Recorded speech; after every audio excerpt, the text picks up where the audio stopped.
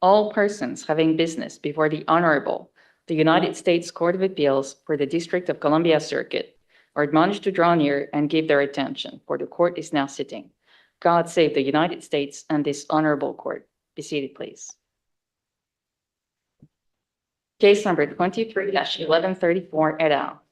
Capital Power Corporation et al. Petitioners versus Federal Energy Regulatory Commission. Mr. Ticey for the petitioners, Ms. Pasella for the respondent, Ms. Warren for the interveners for the respondent. Good morning. James Tice on behalf of the independent generators. FERC approved a proposal by the transmission owners that suddenly and comprehensively eliminated those owners' own obligation to pay for reactive power within MISO.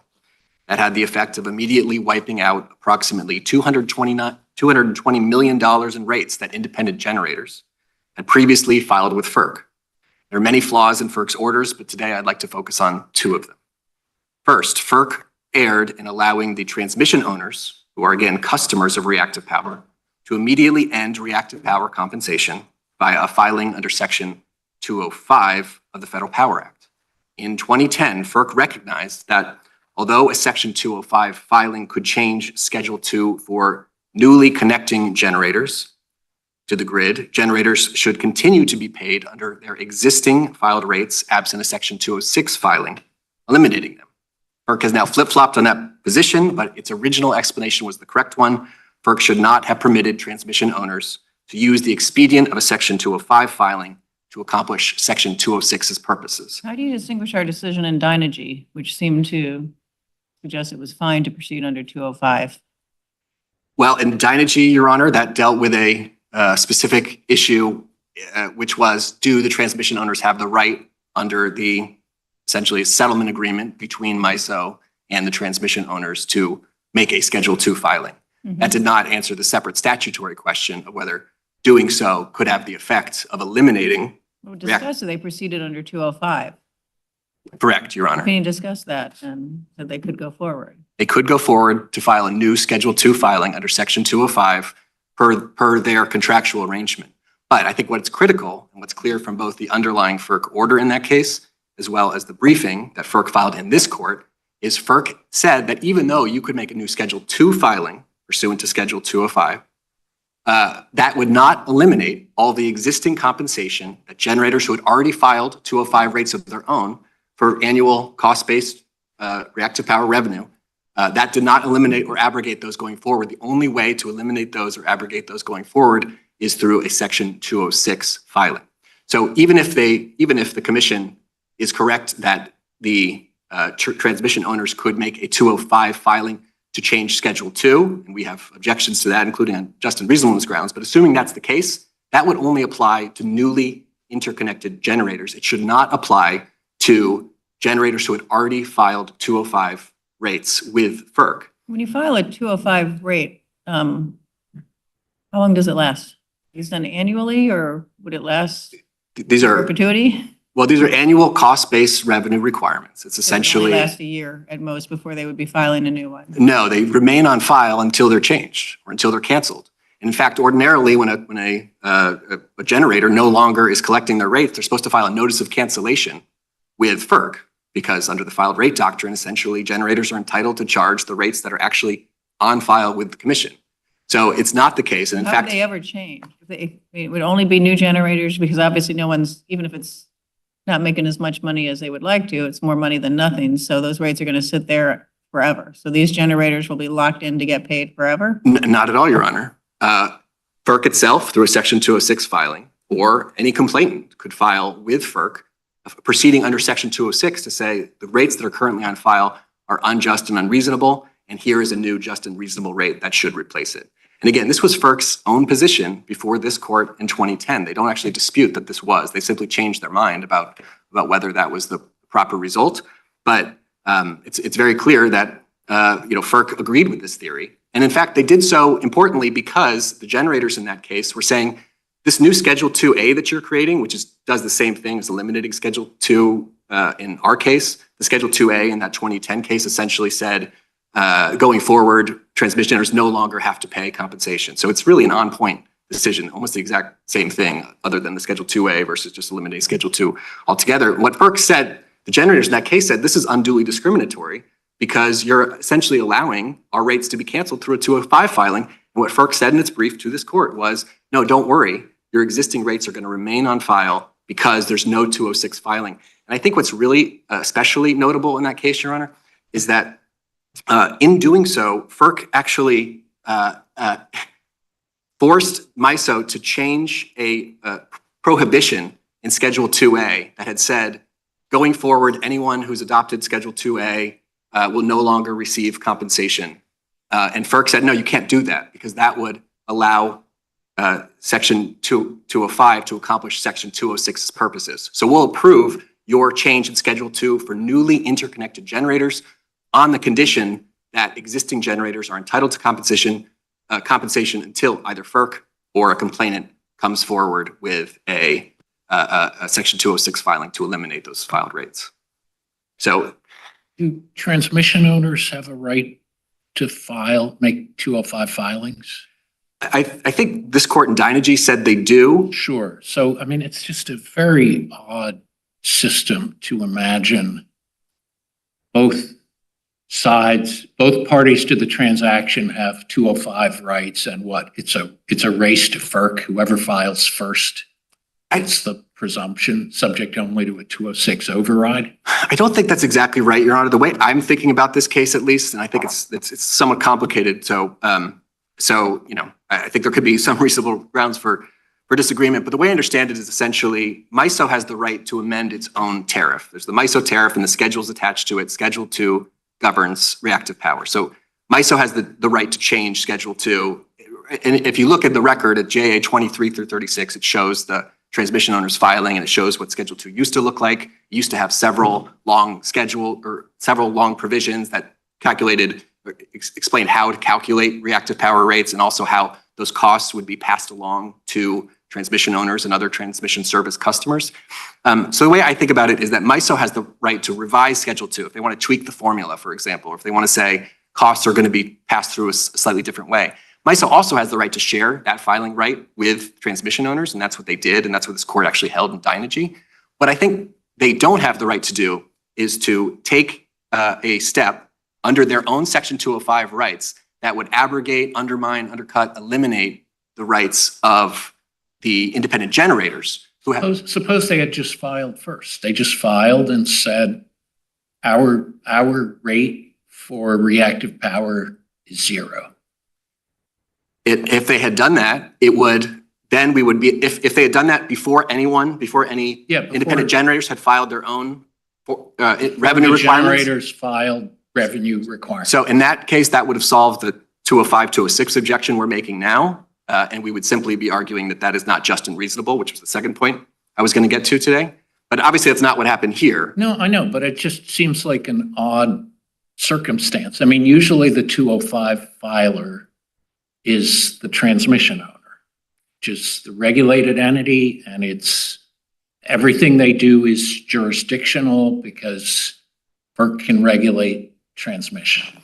Well, I think there's a number of 205 rights in play. I mean, MISO has, if you had to pick between who's the more plausible 205 filer, it's the transmission owner. Well, I don't think so. The generator who's may not even be a public utility in your capacity as a generator. Well, I think they are utilities under the Federal Power Act, Your Honor. I think there's multiple different, it's a little confusing because there's multiple different 205 filing rights at stake. Right. The generators are utilities. They have 205 rights to file rates that are with FERC. Okay, but MISO why has is 205 that? rights. They might have 205 filing rights to the extent they're selling electricity interstate in a wholesale market. But if we're just talking about the point of interconnection, right, the line between generating and transmitting, the statute says FERC has control over the transmission, does not have control over the generation. Well, to be clear, Your Honor, I don't think there's any dispute in this case that independent generators had their own Section 205 rights to file for reactive power compensation.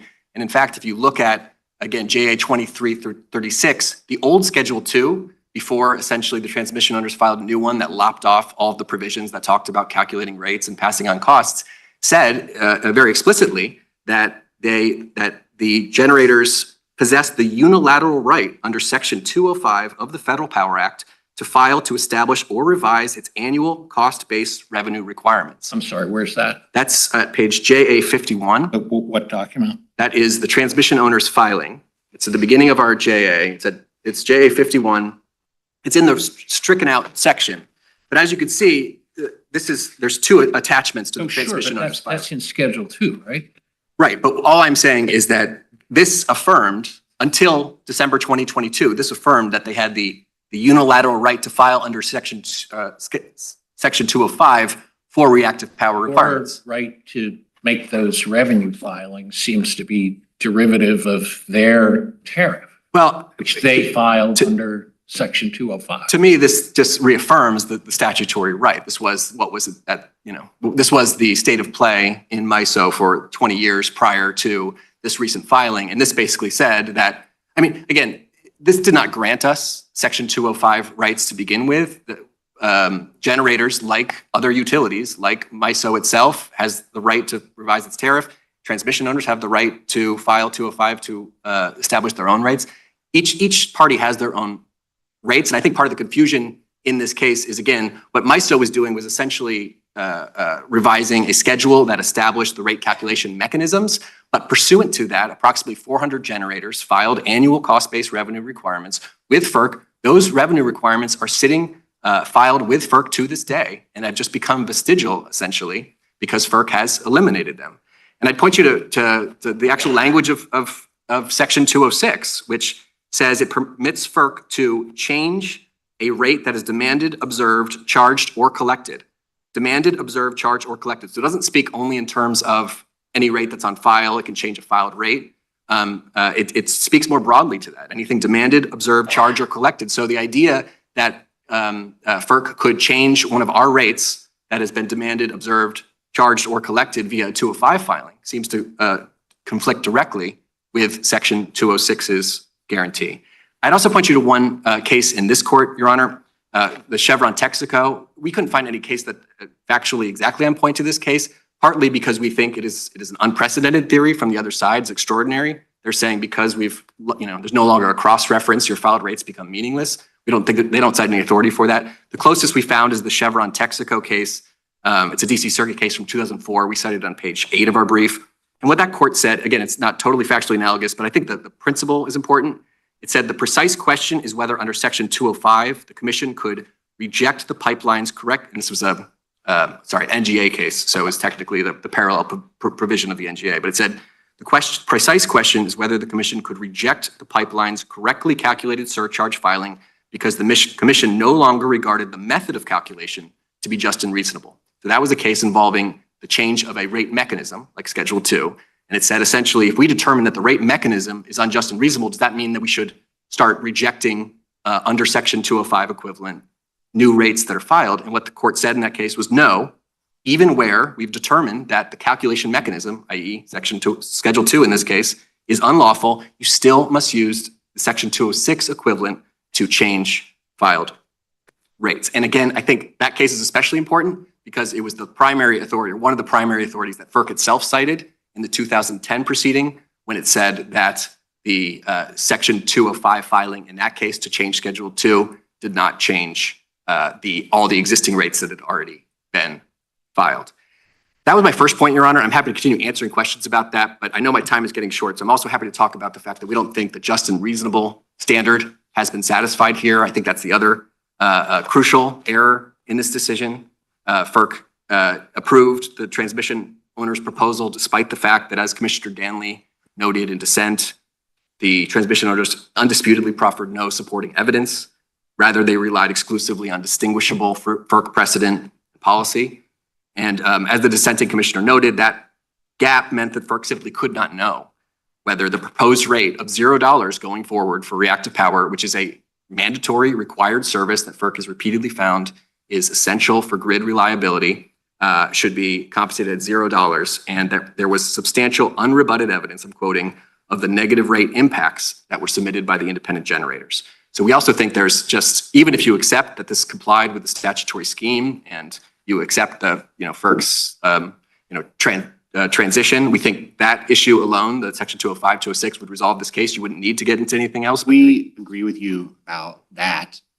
And if we vacate and remand, what kind of order should we give with regard to the remand? Well, Your Honor, I think if you agreed with us on 205, 206, the order could No, we agree with you that this was not just and reasonable. We disagree with you about whether it could be filed. Got it. We disagree with you about whether it was just and reasonable. Well, typically in that circumstance, Your Honor, I think you would, in terms of the specific, the language to Yeah, remand. this is a very friendly question. Yeah, no, I hear you. We would vacate. Right. And we would remand. There's some talk about, a fuller hearing in the alternative. Yep. And I guess it hasn't always been clear to me why that's an alternative and not just part of what the remand order would look like.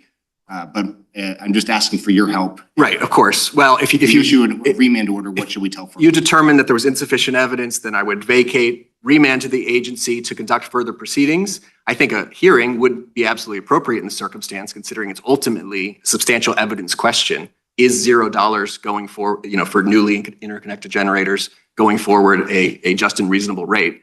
And that question ultimately goes to looking at costs plus a reasonable rate of return, I think is the classic description. We could just order further proceedings and then FERC could choose to either conduct more of an evidentiary hearing, or it could decide to try again with the evidence that's in front of it, and that may or may not work out well for FERC. Yeah, well, I would suggest that, yes, if you were to remand on the ground that it's not just and reasonable, that the language should make clear that they require evidence going forward. So I would think that they would not rely on the same record, but instead would either conduct a hearing or conduct further paper proceedings that required actual evidentiary submissions by the transmission owners and not simply And that's necessary because your point is not just that FERC did not reasonably explain its decision based on the evidence in front of it, but your position is there was no way FERC could reasonably explain this decision when they were limited by the evidence that was.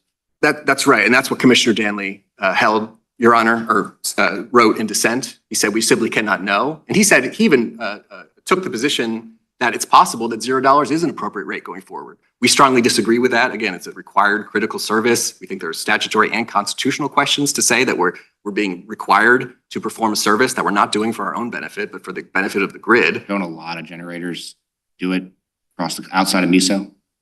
Lots of generators do, but again, I think it's a fairly extraordinary theory for FERC to say, we're requiring you to provide this service, but we're not going to pay you for it. That's unusual in FERC. Most of the time, most required services, every other ancillary service that I'm aware of, FERC requires payment, or gives payment for it because it's required.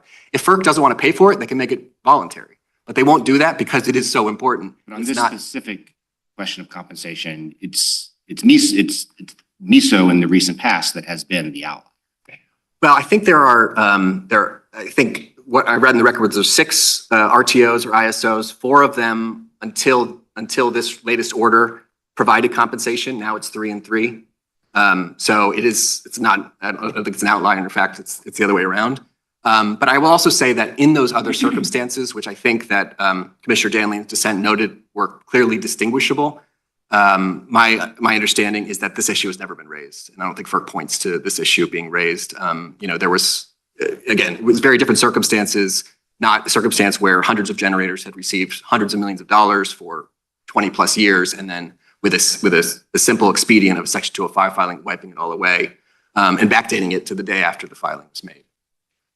Why can't the agency, can't the agency rely to some extent on their past views and past practice and past experience with this issue? It's not as if this is coming up for the first time. They've been saying for over 20 years that this reactive power within the dead zone, within the normal zone, shouldn't be compensated except as necessary to ensure equal treatment between affiliated and unaffiliated generators. Your Honor, to some extent, Commission, of course, can rely on its prior precedent. And in fact, the California Public Utilities Commission, I think, says that. But I think that's an important case for this proposition, because what the California Public Utilities case, which was a 2021 case, said was you're allowed to rely on your prior decisions to the extent that they are factually the same and don't have relevant differences. But in a situation where there are relevant differences, it's not sufficient to say, well, we've decided this in these distinguishable circumstances, and therefore we have no obligation to come forward with substantial evidence. We have no What's the obligation. relevant difference other than that generators have been taking advantage of this to get a payment that under the logic of Order 2003, they probably shouldn't be getting? I mean, I think also, so first of all, there's some relevant differences, which is there has been 20 years of experience with this. I do think that changes things. And that changes things both from a reliance standpoint. I mean, a lot of these generators have entered into 10, 15-year power purchase agreements that relied on the separate stream of compensation that has now been taken away. There's also, and just in general, have set rates and done other things without any longer any clear mechanism for recovering it. There's other questions that have been raised in the record. Again, all these questions were raised on an evidentiary submission that was one-sided, according to Commissioner Danley, only from the protest side. There was no evidence on the other side about things like reliability, about things like cost recovery, the ability to do that, undue discrimination. I think the intervener's brief talks a great deal about that. So I do think it's distinguishable, but I would also say, Your Honor, that FERC for essentially since the dawn of Order 2003, which if you go back and look at it, the whole analysis of this question boils down to essentially one sentence, which says, because you're required to do this, we're not going to compensate you. So it was not a fully fleshed out order even at that time. Yeah, and there's fair enough, but there's been precedent that's accreted on top, but FERC continually, including in the proceedings below, says you can't even attack that because that's a collateral attack on our prior order. So I don't even think this issue has been fully and adequately been raised in a proceeding such as this one to say, well, wait, take a step back. Why should $0 be an appropriate rate for a service that you're requiring? It's one thing if they say it's a voluntary service, you're free to provide it or not. But if you're going to require it, how could it possibly be that $0 is an appropriate rate? So at least that should be fleshed out, Your Honor. So that's why I just don't think.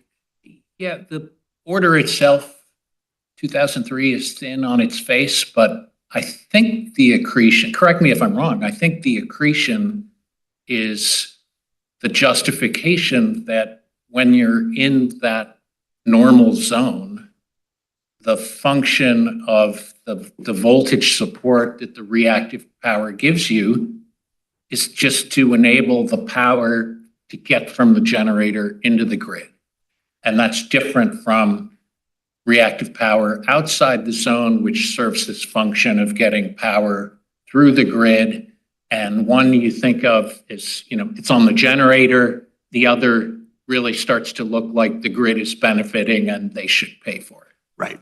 That seems like a pretty rational Your Honor, way of looking at the world. I think is the argument. That's the way I read the DC Circuit's, I'm sorry, the FERC's brief in the DC Circuit. I don't think, and we've looked, I don't think FERC made the finding that reactive power is being supplied for the generator's own benefit. We looked at the citations in FERC's brief to that point, and what they say is you're required to provide it. It doesn't say you're required to provide it because it serves you. It's true, it helps us get our power on the grid, but it serves a much broader reliability purpose for the entire grid. And there's a few reasons why I know that's to be the case. Number one, again, it's required. So again, it would be surprising to me that they would not make it voluntary if it was purely for our benefit. Number two, on page 23, they say that the FERC says on page 23 of its brief that the requirement for reactive power is so grid reliability is not threatened. And that's based on, Your Honor, a long line of FERC statements in many orders. I'll point you to a couple. On JA 156, there's a quotation to a FERC staff report that says generators would be unlikely to provide reactive power if it were not compensated going forward. So again, that kind of shows that this capability of not only producing reactive power, but being able to absorb it as well would not necessarily be offered as a discrete service if it were not a requirement. One other point, Order 888, which is the sort of seminal order from 1996 that FERC used to restructure the markets and required the unbundling order. Exactly, and required reactive power as a separate service. it's cited in our brief occasionally, but it says that reactive service is necessary to maintain the integrity of the transmission system. And again, it's provided both by transmission service providers, but also by generators who interconnect for their own purposes, but also for broader reliability. One other point in this, and I think this is almost conclusive, FERC admits on page 38 of its brief that wind generators, renewable resources who interconnect to the grid, were not required to supply this reactive power capability service at all until 2016. So for between 2003 and 2016, wind generators had no obligation to provide this service. To me, that is conclusive proof that at least for wind generators and probably other renewable resources, this is not purely for the generator's own benefit. It's clearly for the grid's benefit. So it's an extraordinary theory to me to say that they are requiring this service that we must provide, and we're going to give you $0 for it. And because we, made the statement back in 2003 without a great deal of analysis, you're essentially stuck with it in perpetuity. We think we should be able to challenge it, and the purpose, for purposes of this proceeding, and substantial evidence is lacking to show that the proper rate going forward is $0. Let me just ask you a technical question. Sure. That is, this reactive power, is it just the same power the generators put out, but it's just steered to a different purpose, or is it some unique form of electricity? My understanding, Your Honor, and I'm not a technical expert, is that it is it's a different type of electricity. It's essentially reactive power is measured in voltage amperes versus real power is measured in wattage. So wattage is actually the real power that powers devices and things like that, whereas reactive power is essentially helps electricity flow throughout the grid and maintains proper voltage levels. So it's essentially what special, I know FERC talks about the connection pieces, but do you have to have special equipment to generate this? Or is it easily just a byproduct of ordinary generation? So for synchronous resources, traditional thermal generating resources, coal, oil, gas, those sorts of things, it is a byproduct of the process. The same equipment creates both real power and reactive power.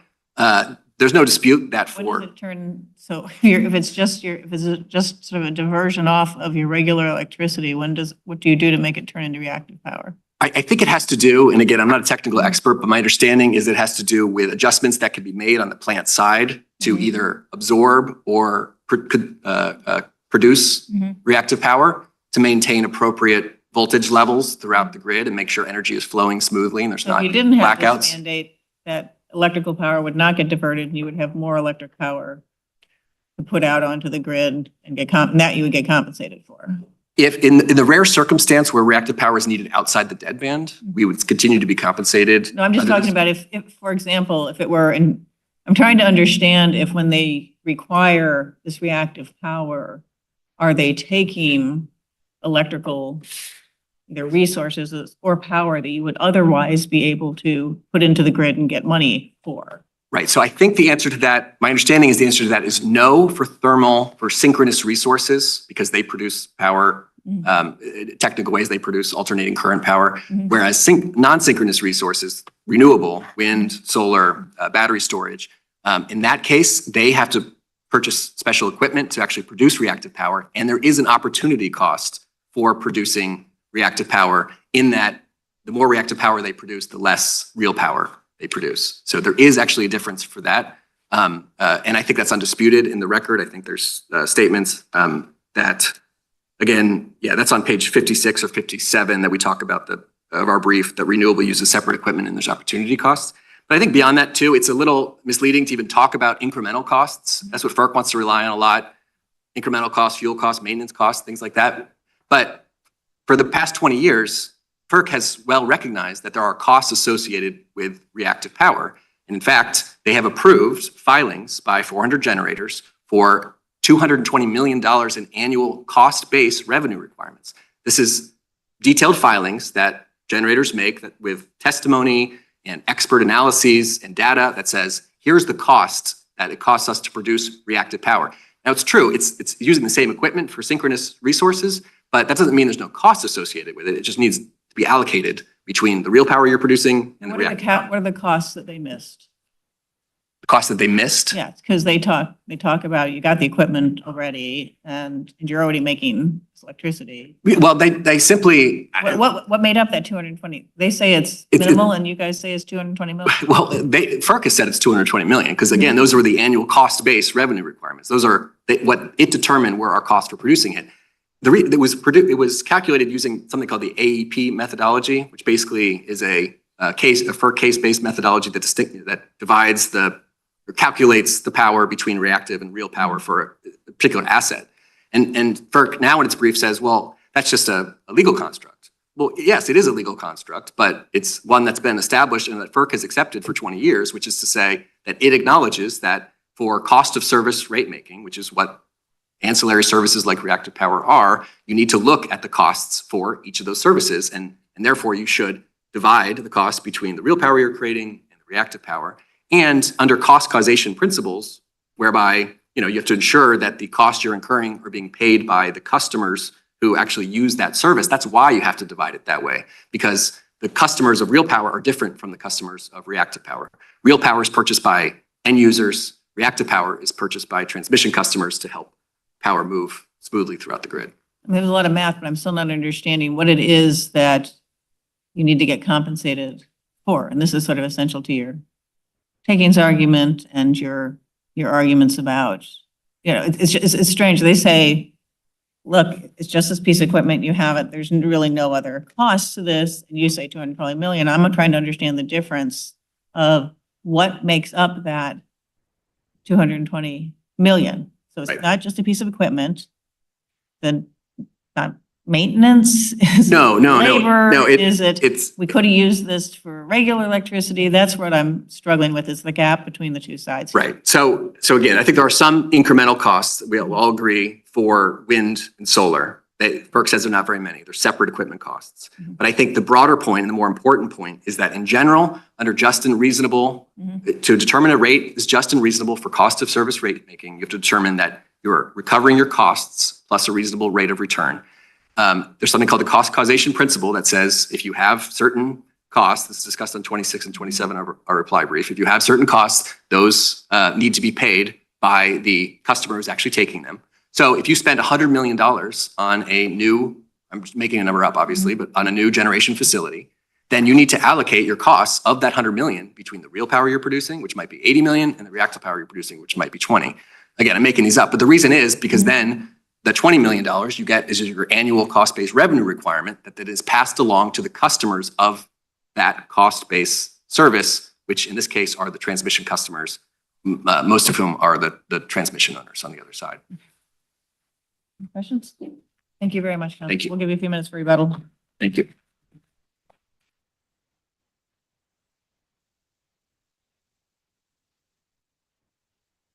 Good morning, Your Honors. Beth Pasella for the Commission. I'm going to start with talking about the AEP methodology that Judge Millett was just asking about. The Commission explained that the AEP methodology doesn't show that there are actually any costs incurred to produce reactive power. It's simply a legal construct. It's an allocation factor that was created long ago to apportion. It was created back when there wasn't unbundling and transmission and generation was all owned by the same company. And so when the Commission said it's okay to just apportion the cost of the same equipment among real and reactive power, and that's how it was done. So now we have generators who— Did FERC err in approving as just and reasonable all these rate filings by generators to recover these costs? I think that's something that the Commission is looking at now, and I approved all of these for the 20 revenue years. requirements under this AEP methodology. It did. It did do approved all of so. them, and I didn't see anything in the record that said that they were, padding the bills, that there was anything content-wise wrong about these bills, that there was anything invalid about the bills. There was no filing. There was no finding. That's the whole 205, 206 issue, that these rates that they had filed were not just and reasonable. Well, there's no finding because there didn't need to be a finding regarding that here, Your Honor. But if I could But just— they were filed. They were filed, yes. Did they not have to be just and reasonable when filed? So revenue requirements, the Commission found that they were just and reasonable at the time in light of the AEP methodology. But revenue requirements, if I could just explain. The revenue requirements, as the commission explained at rehearing order 617, paragraph 47, note 61, they're just an offer to sell reactive power on a generally applicable basis at a standard rate. They don't establish an obligation on any party to purchase the service. And so when they, under this AEP methodology, divided up their costs among real and reactive power, it's a fiction, is what the commission is now explaining in the orders here. It always was a fiction because it was just a legal construct how to divide things up. Now the commission's looking at it and it explained here. Wait, sorry, I don't understand this fiction. I assume with those rates that were on file, they couldn't have charged transmission owners a higher rate than that number. Correct? I mean, that's sort of, they had to charge, they could only charge transmission owners the rate that they filed. Is that not correct? The rates in their revenue requirements are used as part of their cross-referenced in Schedule 2, because that's the amount that Schedule 2 would use to then calculate the rate that they were paid for reactive I power. understand that, but I'm saying they couldn't have said with that, once they say they said $100 for however many volts of reactive power, they couldn't have charged someone $200, right? No, it was a real on-file FERC rate that they had to Yes. comply with. That's not a fiction. People were No, paying it for 20 years. the fiction is how it's divided up. So you have, let's say you have $100 in costs to produce reactive power, to generate power, including producing reactive power, which the commission found at little or no costs. The commission, under this AEP methodology, allowed entities to take that $100, and I'm going to obviously make this simple and say 50-50. I don't really know how the AEP methodology is kind of complicated. But let's say it's 50-50. So you tell us that half your costs are for generation of real power and half your costs are for producing reactive power. But that's not true. What the commission explained here, based on its experience, and I understand there's no evidence in the record about this, but the commission is allowed to, and there are many cases that say this, the commission can rely on on economic theory and predictive judgment. And the court has completely said that time and time again, that it's perfectly legitimate for the commission to base its findings on basic economic theory and on predictive judgment, and that satisfies substantial evidence where it has done so correctly. Economic theory were they applying? The economic When theory. They said that this doesn't cost anything, when we know at least for non-synchronous generation, they don't make this as a byproduct, and they have to buy special equipment. That's not correct, Your Honor, and the commission explained that. If you look,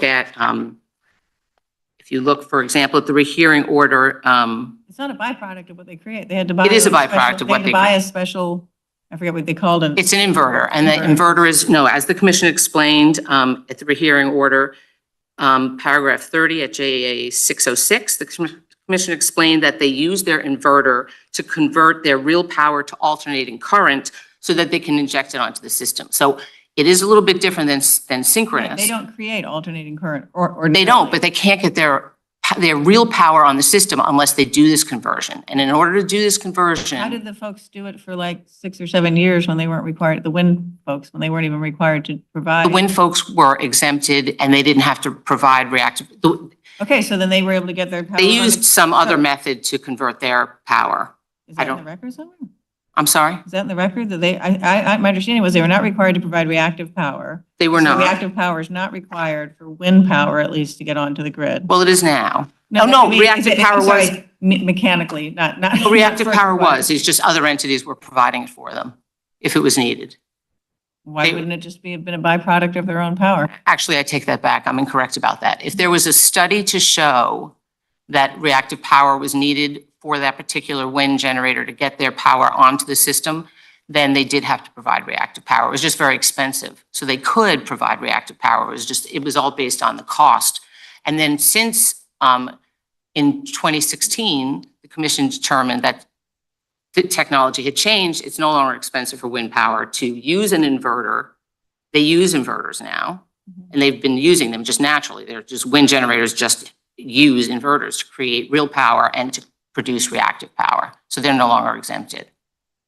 I understand, but it just sounds like this is more complex than simply saying there's no You said it was an economic theory that FERC relied on that we're supposed to So defer to, that there's let me no explain it. cost here. Let me try again if I can. 220 million sounds like more than minimal cost to me. So, right, but again, that's a legal construct of just saying 50% here, 50% there. It was done for convenience. It It's a just wasn't, and reasonable the calculation. commission, whether that's just and reasonable is something I think the commission is addressing now. And You said that a couple times, be quite extraordinary to done all this for so many years. Is it 400 times a year? And been doing it for 20 years to the tune of $200 million. And then to say, actually, the whole time we were paying people for nothing?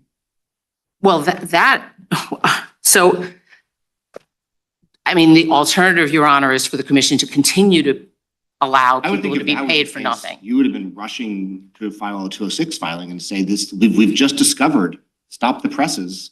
This is a gigantic transfer of money to people who don't deserve it. That's as unjust and unreasonable as we could get. I don't know what to say about that, Your Honor. No one, I don't have an answer to that. And the commission has done a rulemaking. Don't you have a 206 filing? We do. We have the commission's rulemaking that order 2023. Is it 2023? I'm sorry. There's a rulemaking there. Oh, the notice of proposed rulemaking that's out there now. Thank you. Is pending, and the commission is addressing that on a more global basis. Here, it had a section 205 filing submitted by the MISO and proposed by the transmission owners. And so that's what the commission had before it. And let me just explain again. When did FERC realize that this was all sort of an unjust and unreasonable transfer of funds? My Generators. guess is the realization happened after the notice of, when the notice of inquiry was put out. So there was a notice of inquiry that came before the notice of proposed rulemaking, and the commission started rethinking about this. Before or after the transmission owners filed here? I don't know the date of the notice of inquiry. Do you, Mike? That's in. It was before they filed, I guess. So, but if I could, I haven't explained, I don't think, well, the non-synchronous generating facilities. Sorry, I just want to have a timeout on just, I will let you get to that. I just want to make sure. Of course. So FERC already had a notice of inquiry out before the transmission owners filed this amendment. Is that what you're saying to me? Apparently so. Apparently, and how? It is part of the record here. It is mentioned in the record here. What is a notice? The notice of inquiry was Like about whether there should be compensation for reactive power within the standard range because there is no cost. Why would that have been out when you already had Order 2003 out? Oh. That's saying you shouldn't get. Because, the point is that because under Order 2003, transmission owners had the option to pay their own or affiliated generators, and therefore, as a matter of comparability, had to also pay other generators. And the commission was questioning, and is still questioning in the notice of proposed Whether anybody should get paid. whether anybody should get paid. And it has determined in this post-record notice of proposed rulemaking preliminarily that no one should be compensated for this. So transmission owners can't. Well, it hasn't quite determined that because it's asked for comment on. Right. That's why I say How can we- preliminarily. Well, I wouldn't even say preliminarily because it says, how should we even, if we were to decide that going forward, the rule should be no compensation, how does one transition with these existing payment schemes? But if, as Judge Walker was saying, it turns out as at least the rationale provided here suggests that this whole thing has been sort of a scam, that they haven't been spending a penny but collecting $220 million. I think that's the commission's And I would have thought understanding. FERC would have jumped a lot sooner. I don't know what to tell you about that, Your Honor, other than what I'm defending here is this set of orders. And I'm not defending the post-record notice of proposed rulemaking. No, I know you're not doing that. It's just, it feels like I don't know what to there's a lot of say. confusing messages. I I think- don't put this on you, but from FERC, you said we got 20 years of 220, or I'm sure the numbers changed, but we'll just say roughly $200 million a year in cost approved as just, rates approved as just and reasonable charge and pay. Under a prior, and that happens. You have that, then you have Order 2003 saying, well, we don't think folks should get paid, but if you want to get paid, just make sure they get paid too. So it's fine to keep paying this. I mean, that's what 2003 says. It's fine if you all want, as long as you do it evenly to keep paying. And that's preliminarily Then what. we have this right. going, it's nothing. It's nothing. There's no cost there to justify these expenses. That's Then right. we have an NPRM that comes out and says, well, we need to figure this out. And if we do, what do we do with existing rates? Suggesting that you shouldn't sort of cut them off instantaneously as happened here. So it's just sort of a very So confusing. no one line. argued on this record here that it should be phased in. It's a construct from the reply Well, brief. profit transmission That was doesn't- not, they Well, never that's argued their that this should be reliance phased in. interest. That's Oh, their reliance. The reliance interest is that it shouldn't happen at all. That's their argument. And they did not reasonably rely on this when you have, Reliance interest is as strong as it is because there's not going to be a phase in. they never, Your Honor, I'm sorry, they never said anything about a phase in. They never proposed a phase into the commission. It was never presented to the commission. I don't know what the commission would have done if they had asked for a A few phase. minutes ago that you were saying, like, this is just kind of like the logical implication of a different argument. And that seems like, this seems like a logical implication of their reliance argument that I have more reliance on tariff if it's providing me, you know, $200 million last year and it's going to go to nothing this year, then I would have a reliance interest on that tariff if, as it's phased down, 10 years from now or 20 years from now, I'm only getting $1 million. But $1 million is less reliance than 200 million. The commission's point on reliance is that it could not be reasonable based on the longstanding rule before Order 2003, all the commission's cases, including 2003, and all the precedents since that has said you should not be recovering for these costs. It's for your own benefit. I So read that. I understand that point, and I'm not opining on its strength or its weakness. I'm just saying I think it's a stretch to say that when they did make a reliance argument as front and center as they did, I think it's a stretch to then say, well, they forfeited any argument that there should be a phase-in. The reason the reliance argument is strong is because there was not a phase-in. I think that in the circumstances here, we have a Federal Power Act Section 313B requirement that you specifically raise any matters you want to present to the court on rehearing to the commission, and they've never raised this throughout the proceeding. It's just not a circumstance. The commission did not have that question before it. It didn't. And so I can't tell you what the commission would. Less them raising, but FERC approved an overnight change. Like That- October 30th, I still have the stream of income coming. I'm making my plans. October 31st, what? And November 1st, gone? Right? 220 million or 550,000 per generator, gone? Your Honor, this is Gone what, within 24 hours. And so that is, if you don't have to look at what they raised, that is a different reliance interest for FERC to grapple with. 550,000 that I've been getting for 20 years, gone in 24 hours, no time to adjust contracts. this is what the No parties, time to deal with it. this is literally what the parties agreed to. If they entered into an interconnection agreement with something like Section 9.6.3, That begs the question of whether they agreed that could be changed through 205 or 206, which would require FERC or the complainants to show that what they were doing was unjust and unreasonable. If their rates were unjust and reasonable, I would agree.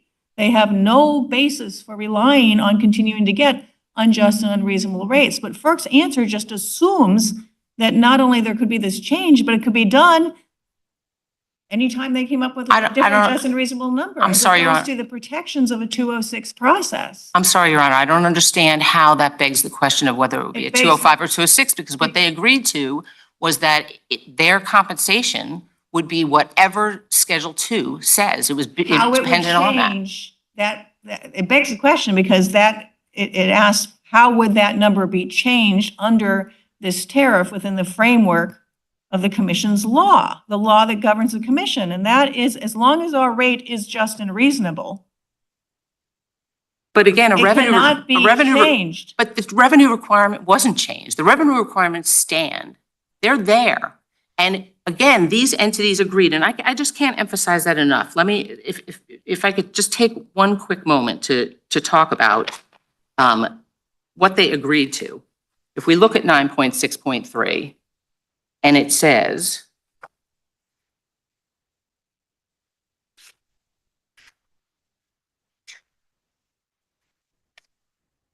It says, they agree that payments for providing reactive power within the standard range would be contingent on the contents of tariff Schedule 2, which these MISO and the TOs have the authority to change. The text is, payments for reactive power shall be pursuant to any tariff or rate schedule filed by the transmission provider. It's very plain and simple that Against the backdrop of a legal system where when there's a rate on file, a rate's not just what charged, a rate is also what is paid. A rate is on file. That's not right here, Your Honor. Reasonable. It's not correct here. I thought we started this conversation earlier with agreeing that their rates were on file and had been found to be just and reasonable by FERC. Their revenue requirements were on file, but revenue requirements. As just and reasonable. And they were on file as just and reasonable, but the revenue requirements are just what we would like to charge, as I explained and already during this argument. Not just would like to charge, what we will charge.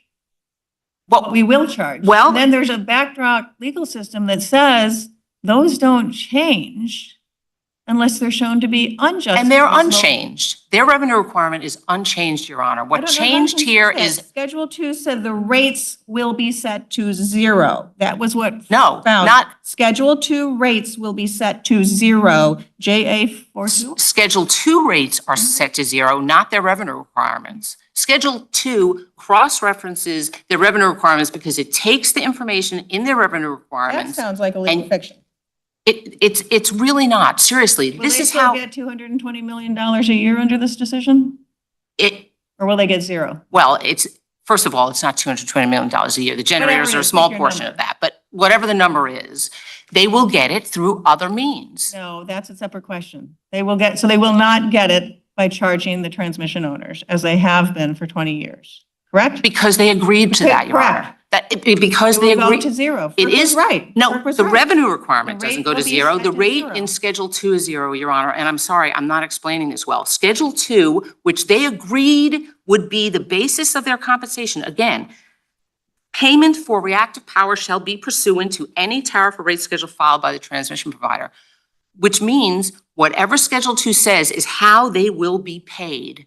They're not. So they agreed to this. And they understood, and if they didn't, they should have, that the commission's precedent is you only have to get paid under Schedule 2 if the transmission owner is paying its own or affiliated generators. And there's case after case in which the commission allowed entities to stop paying under Schedule 2 because they were no longer paying. It allowed payments under Schedule 2 to be eliminated. Time and time again. That happened over and over again. What's your best precedent for 205 being allowed to reduce rates to 0, to terminate charges, as intervener has said, change what is payable to generators from what's on file with FERC? What's your best case? I'm worried about tariffs being written now in a way that allow amendments that just. I don't understand. This is people's simply, I'm sorry, Your Honor, this is simply because this is what the generators agreed to by entering into these generator interconnection agreements. They waived their. They waived their 205 rights, yes. Their 206 rights? They waived their 206 right? Well, everybody has a 206 right. I don't think you can waive your 206 right. You can waive your 205 right to make your own filings. I don't think Did they waive the right? You're saying they waived the right to have their rates changed, reduced to 0. Their rates were not changed, reduced to 0. The payments that they would reduced to receive. 0. They waived that right. That's right. To not, and they wouldn't have to proceed under 206 to modify, change. That's exactly right, Your Honor. On file. So that's exactly what I said. I don't see an express waiver. Normally for waivers of legal rights, we require something more explicit than that. I'm just. I think this They can be read agreed as to this, saying it and leaves open what the process is. Yes, we understand there's a process here, but if that process is to change, to eliminate, to render nullity and nugatory the filed rates that we have, it will now be 0 rather than whatever. They're not 0. amount Their was. revenue requirements may still exist to this day with the same number that they had before, Your Honor. And if the entities, if the generators Their ability entered to it, charge these customers for this service is nullified. because they agreed to, Okay. only because they agreed to do so. I think we're going in circles on this, but I think that what has happened. It's a is that critical the point. charge that they could have demanded? If, prior to this amendment, what would happen if a transmission customer didn't pay whatever, again, I can't do the math, but whatever the filed charge was that they had, what would have happened? If they didn't pay the Schedule 2 charge, because that's the thing that was paid, was the Schedule 2 charge, not the revenue Right. requirement.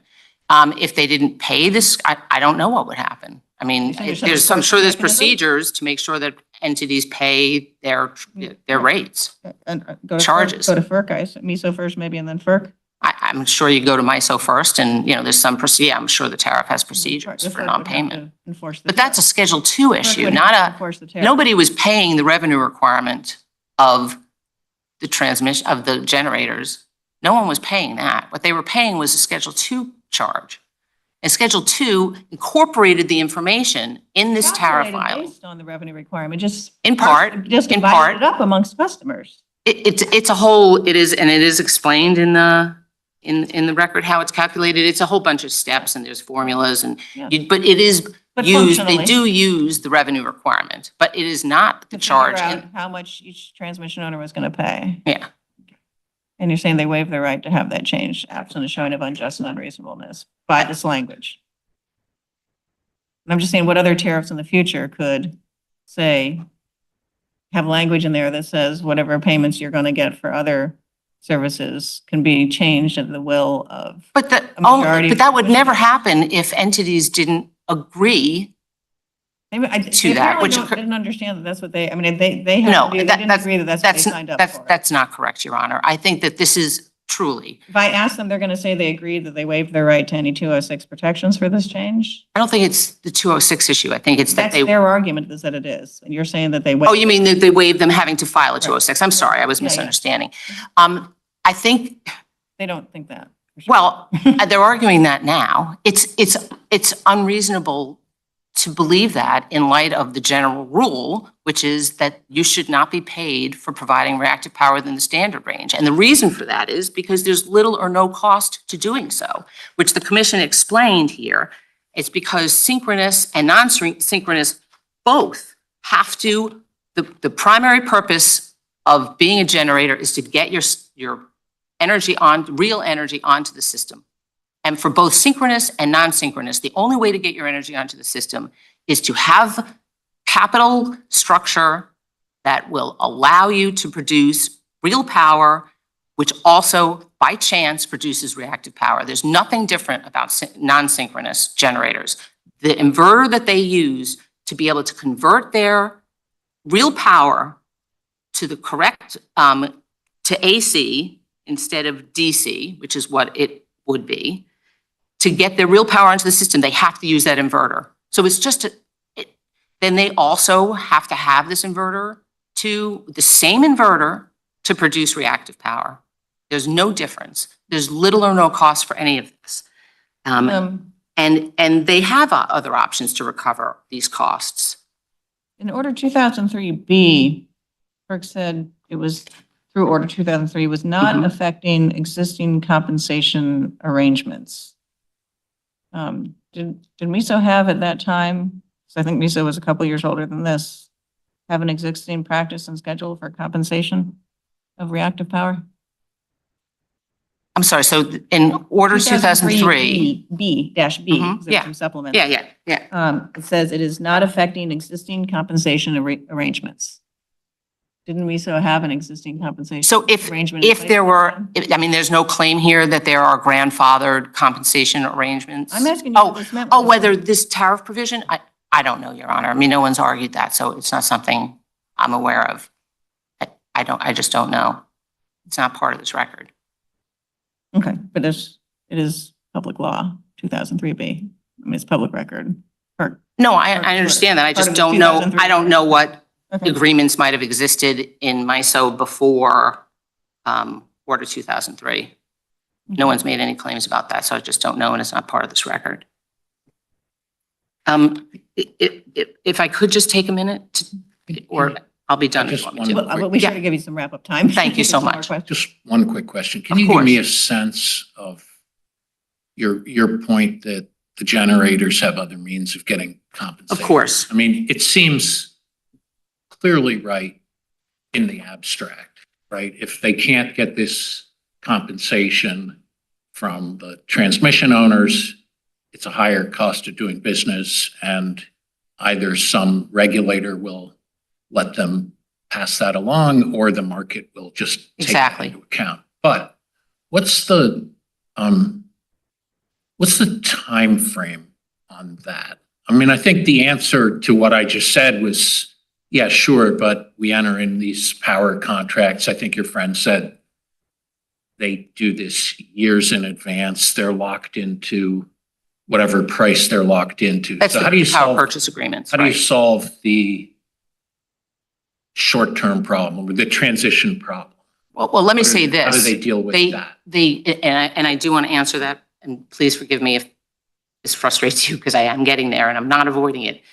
They could have included something in their power purchase agreements that would have said, Schedule 2 now gives us compensation for this, but we understand, based on the Commission's longstanding precedent, that this could change at any time. And so we want to include in these power purchase agreements a provision saying if Schedule 2 compensation goes away, we want this level of compensation. So they could have done that in the first place. But to answer your question, and I'm sorry, now I forgot what it was, Judge Katz. So just I mean, I guess that is the answer. How do they deal with the transition? Oh, in the problem? markets. I mean, Future- there is no Future transition problem. contracts for power, 10 years from now, they're fine. Oh, yeah, They'll just right. adjust. But But what do they do for the? they go to the You know. markets. And the commission pointed specifically to specific tariff provisions that give them the opportunity to include these in their capacity and energy market rates. And it Doesn't that just address, make them less competitive? no, because this is happening to everybody. No, it's not. Transmission generators can pass the cost on to their retail customers. But They there don't are- have to up their bids at the capacity auction. So, well, that's, They won't be able to that's- compete with that's an- transmission generation. so, they keep saying that there's low resources in the market, so I don't understand why they think that they wouldn't be able to include these. But the commission again explained that they can do this and that there are plenty of generators that have to, I mean, independent generators, there are plenty of them that are part of the Transmission market. generators, against whom they're competing in these markets, Mhm. get to pass this cost on to retail customers. They don't. So transmission generators don't have to Well, go they- up their bids for at the capacity markets to cover this cost. They do. So in that way, it's not So a they didn't, reasonable option for they them. didn't make that argument until their reply brief, Your Honor. They never argued to the commission that this will make us less competitive, that we don't have a real opportunity. That specific argument was never raised to the Certainly commission said, until the well, they reply said brief. FERC needs to show that this is going to work to deal with this, and it's not logic. I'm no genius, but it's pretty obvious that if you're going to have to do this, you're going to have to the only way to do it is to up your bids, and it's right there on the face of the order that transmission doesn't have to do that. I'm putting two and two together. That means it's not going to be a competitive market. I understand what you're saying, Your Honor, but again, we have the Section 313B requirement, and they did not argue to the This didn't commission occur to FERC? ever. This didn't occur to FERC? I can only tell you what the commission's orders say, and the commission To responds. use your words, it sounds like basic economics. I understand what you're saying, Your Honor, but that doesn't mean that this court has, and I apologize, I don't mean to be disrespectful, this court does not have jurisdiction to address the specific issue that they don't have a fair opportunity because they will be undercut in the markets compared to, they will be undersold in the markets. That specific Renegotiating. argument was not raised to the commission, so I don't know what the commission's answer to that would be. And if they had raised that to the commission, who knows? Maybe the commission might have made a different decision. I don't know. What about renegotiating the long-term contracts? It sounds, at times in the briefing, it sounds like you propose that as a possible solution. And I don't, and maybe it is, I don't understand how that would work if I'm on the other side of that contract and you come to me and you say, I would just like to pay you less. It seems like I would just say no. Of course, and the commission acknowledged that. The commission itself specifically said at rehearing order paragraph 40J 612, the commission acknowledged that generators may not be successful in renegotiating those agreements. So that's why it then turned to the energy and capacity markets. And it explained, again, the specific provisions that set all that out. And I'll say that while Commissioner Clements did concur, concerned about whether these methods would work to the first order. She did not submit a concurrence to the rehearing order where the commission addressed all of these matters and presumably was satisfied with those answers. I promise to give you a couple minutes. So Yes, I appreciate wrap that. up point. I appreciate that very much. I just wanted to hit the opportunity cost point, and just little points, and I'm sorry if we're past that, but as the commission explained to the rehearing order JA 605, paragraph 29 and note 92, operating a generating unit within the standard range does not affect the generation output of a unit. So they will sell the exact same amount of energy whether they're providing in the standard range or not. There's no opportunity cost. There's only an opportunity cost if you're providing reactive power outside the standard range, because it's just, I don't really understand why. More power or something. But there's some difference, I guess, yeah.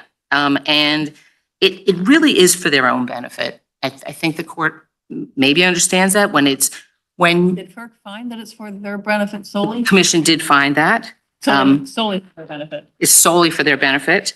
If you look at, well, what it said was reactive power, it said, rehearing order paragraphs 53 to 54, JA 621 to 22. And I've also marked down initial order paragraph 62. The commission's point is that to maintain appropriate transmission grid voltage levels that within the standard range is to maintain appropriate voltage levels. I'm sorry, which paragraph are you? Oh, yeah, I'm sorry. I'm not reading from a paragraph. I'm reading from my own notes, but it's Sorry. rehearing order paragraphs 53 to 54, JA 621 to 622.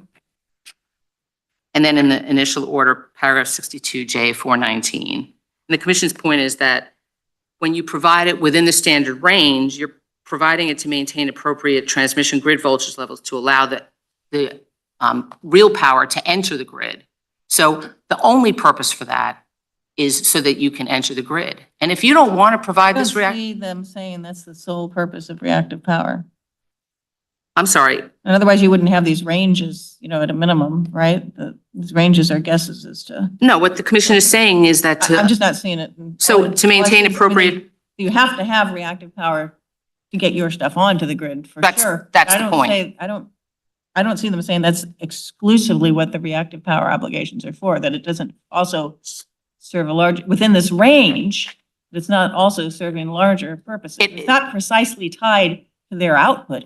it is absolutely precisely tied to their That's to the their whole end. range, the that- No. deadband range. You have to be able to be prepared. It's a capability requirement. You have to be prepared to provide it. And if it's needed, when you inject onto the system. So it is absolutely related just to you injecting onto the system. This isn't something, if the transmission owner says, we need you to provide additional reactive power outside the standard range to help us get things across the system, which is for the transmission owner's benefit, then you get compensated for that. I'm not seeing it. So, It is also gets back into this tension of why there's been all this payment for 20-something years. But anyhow, That's because of the that. 2020, it's because of 2003's comparability standard. That's really why those payments have been made, not because Okay. there's been a but finding. this is, so paragraph 54 is the one that you think, you read as the commission saying. Well, it's solely for the 53 to benefit. 54 and initial order paragraph 62. I also wrote down, see Oh. also paragraphs 23 to 24 on JA 60102. And longstanding precedent supports this point. I cite Bonneville, Eon, Southwest Power Pool, Michigan Electric, Detroit Edison, Arizona Public Service Commission, all of those cases, that's where the commission, that's where Order 2003 came from, the older cases, and the commission is consistent with that precedent. The whole basis is it's for your own benefit. And you don't have to provide it if you don't interconnect. That's the voluntariness. The voluntariness is you decide if you want to interconnect. This is a matter of an obligation so that you don't harm the system when you're injecting on. Questions? Thank you. very Thank much. you.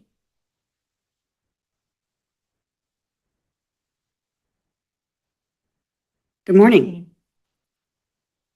Morning. I'd like to start by clearing up some of the misconceptions. And, there's 20 years, 220 million has been thrown around a lot. But the key was in when Petitioners Council said 2016. This is not in this particular record, except in a presentation that the transmission owners attached to their answer to the protests of the original filing. The 2016, what changed? The technology had changed. So let me go back. Around the time of the unbundling, transmission owners owned generation, and they needed to divide the costs that were purely transmission and the costs that were for this ancillary service. There are 6 ancillary services, but one of them is reactive. And there was a particular subset of costs, and that was the AEP allocation, was how do we figure out how much of the costs of this plant should be dedicated to the capability to provide reactive. So that's where we start. And at the time, the Schedule 2 that was in the pro forma tariff said that we compensate for generators, so it's in a transmission tariff, but to support the transmission system and the injection, the safe and reliable injection of generation, you need to have this bandwidth, this standard zone, I think was what Ms. Pacella called it. So that's where we start. And at that time, and Petitioners Council mentioned, wind wasn't required to provide reactive leading and lagging, absorbing and producing, because they couldn't. The technology was such that they couldn't. And what had to happen instead, and I think FERC Council alluded to, you have to do a study. You're going to hook up a generator. What do you have to do? One of the things that used to happen was for some of the renewables, they had to add equipment in their interconnection, and that's what provided the reactive support to inject their power. Fast forward in 2016, and this was in the Solar Energy Industries Association presentation that was attached to the transmission owner's answer. The technology had advanced, and these inverters, which were required to transform the real power or the power that they put out into AC power to put onto the grid, also, as a byproduct, produced reactive power. So now they could be required. And FERC in Order 827 said, renewables, wind and solar, you now have to, you are required to stay within that deadband, that 0.95 to 0.95, as close to unity as you can get it to provide the voltage support. And P.S., I'm no engineer, but I have heard reactive power likened to the foam on beer, the head of foam. That doesn't help me, honestly. The transmission, like a trampoline wall that pushes back and keeps the power in bounds. It is a slightly different form of electric energy. Traditionally, the synchronous resources, thermal, you had to back off your production of real power to produce reactive. And that was part of the rationale for getting paid for it, was you had to, literally give up some real power to produce reactive. You said there's 6 ancillary services. For the other 5, whatever they are, do generators get compensation for those? Or? There is one that is, one that has been added occasionally, which is generator imbalance, where they have to pay, if they schedule, say I'm going to flow 100 megawatts, but they only flow 95, they have to supply the extra. No, I'm asking, do they 5. compensate, are those ancillary services things that they have? They're not all for generators. Reactive, I think, is the one that generators supply. Generators were doing this division. Transmission. When FERC, Order 888, FERC unbundled. I thought you said okay. Yeah, no, sorry. That transmission owners had generators, and they had to divide for purposes of Schedule 2. But there were 6 ancillary services. I thought it was for their generation. Is that true or not true? No, it's for transmission. 6 ancillary services that are needed to support transmission. Schedule 1 is scheduling. 3 is frequency response, which has to do with the frequency of the electric. I'm not an engineer, No, that's but okay. You're ahead of um, me. this is a test. But no, they're all related to transmission, and reactive support is related to transmission. But crucially, Schedule 2 is just the generator piece of it. Mhm. There are other ways to get paid for reactive when you're outside the deadband, when you're not a generator. But the key was that generators are required to keep it within that deadband to safely inject their power. So that is related to their interconnection. And because at the time of 2003, transmission owners had generation, they were paying that generation. FERC said, well, to be comparable, if you're paying your own generation, you should pay other generation. And that was how, for the last 21 years, the MISO tariff has worked. But it wasn't until 2016 in Order 827 that suddenly we had all these renewables submitting revenue requirements saying, this is what I would like to be paid under Schedule 2, which says the transmission owner, the transmission provider, MISO, will collect the money and disperse it according to those revenue requirements. Mhm. But that's not the charge. The Schedule 2 charge is for the reactive service that transmission owners need. Okay, any questions? Thank you very much for that helpful explanation. Thank you. And Mr. Tice will give you 3 minutes.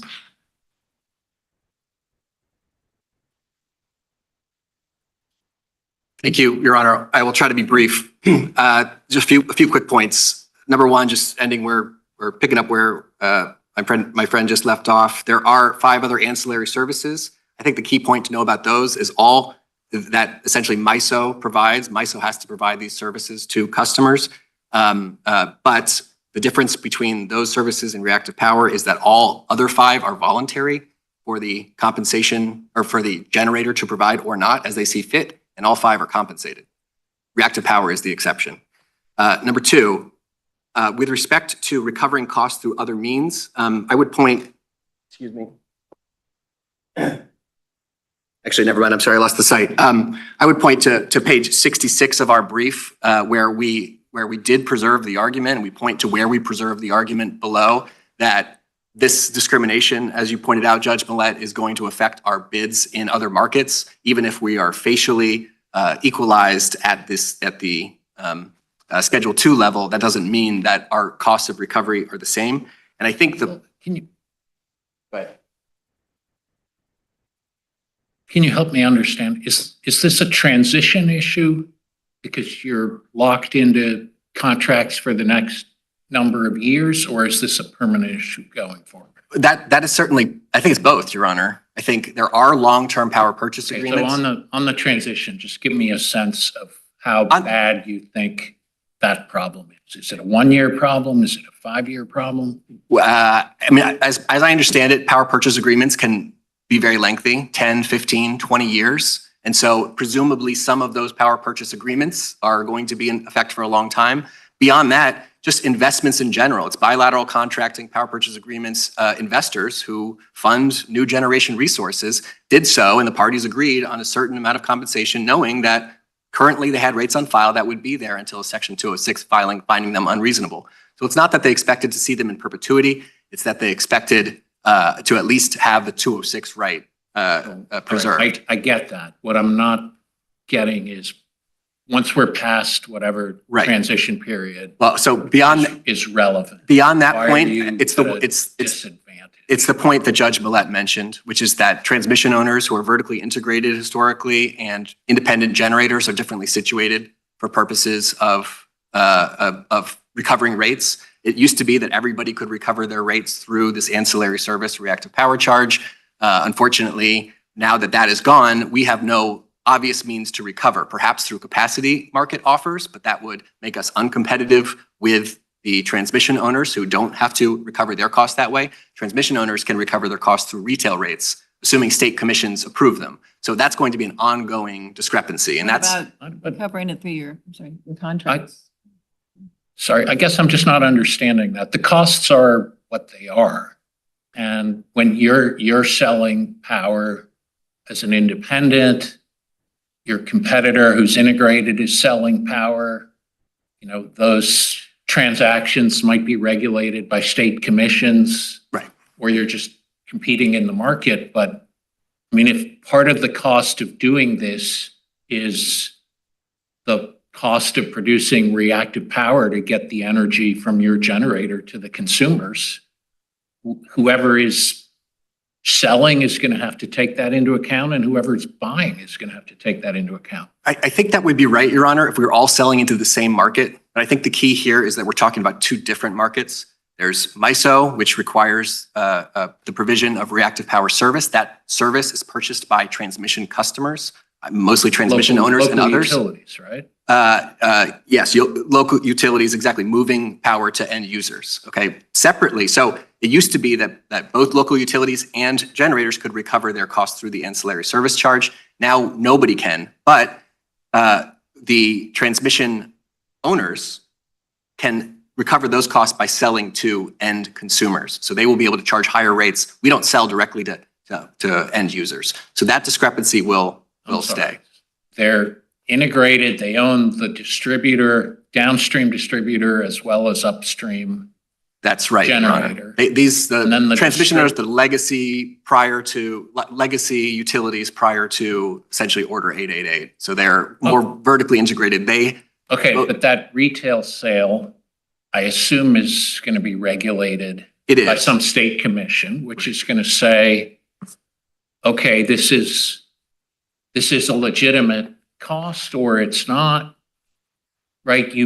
If it's the same cost, as producing the power, it's going to get counted once. If it's a different cost, it's going to get counted twice. I think someone's going to decide what is the appropriate price for a service that includes the need to have enough reactive power to get the good onto the transmission grid. I think that's right, Your Honor. And I think the record showed that it's easier to have state regulators approve these sorts of costs. But I think our broader point is that there's really no evidence in the record submitted by the transmission owners on this point. This was a one-sided record, as Commissioner Danley noted. And I think one point I think that kind of maybe is a better answer to all of your questions is that in the notice of proposed rulemaking that FERC itself put out, it says on, I'm looking at the Federal Register site, but it's Federal Register 89 Fed Reg 21465. It says, we seek comment on whether, and if so, how, the elimination of separate reactive power payments will affect generating facilities' ability to recover their costs in the markets that currently provide reactive power compensation. They also seek comment on whether separate compensation will affect investment decisions to build or finish building generation facilities. So even FERC now is treating this as an open question. I'll point out that the notice of proposed rulemaking, although we disagree with many of the factual findings, is quite interesting, and that it also asks things like about reliance interests, about a transition period, whether that's necessary, whether this would affect reliability. So again, the idea that they say we didn't need any evidence because this is already all settled, I think is totally belied by this notice of proposed rulemaking. Very quickly on that the phase-in point, I think they said we waived the argument that there should be a phase-in. I don't think that's true. At page JA 142, we specifically mention a stakeholder process would have allowed a grandfathering period of legacy resources. I think in general, our 206 argument is essentially saying, leave our rates alone, even if you're going to change it going forward. So even if not. Client specifically argued on JA 396 for a phase-in period to FERC. Right. Which FERC did not address that argument. I don't have that site in front of me. I'm but not sure. It's EDF and Orsted. But I take it, yes. And Cubico? Those are protest filers. Yes, okay. Beyond that, it's not really, I don't think our job on a 205 filing to propose, things that won't hurt us quite as much. I think our job was to say this is an illegal filing. So one other quick point, Your Honor, which is that. Just clarification. Can I assume we think that something like this could be filed with 205? No, you disagree. And assume we think you're not entitled to this setup in perpetuity.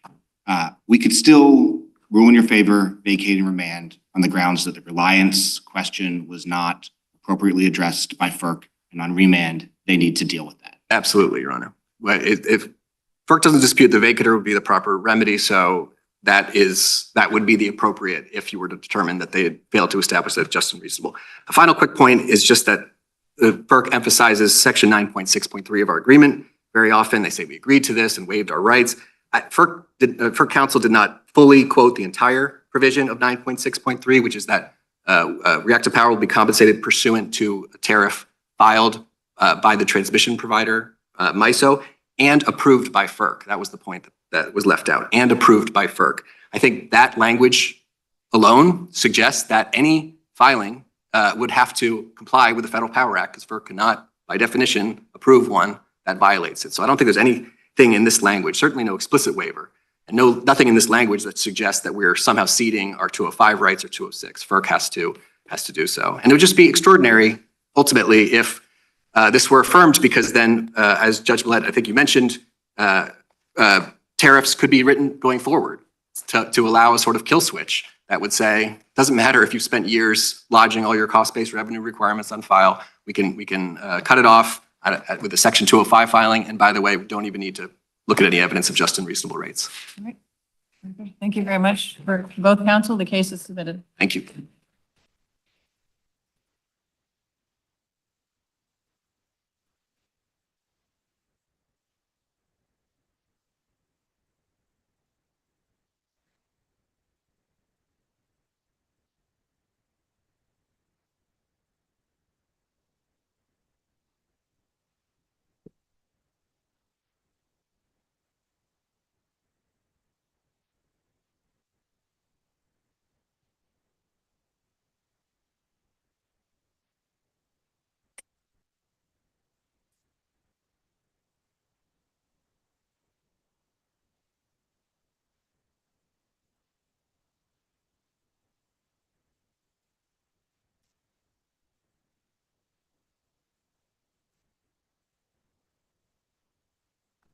Case number 22-5259.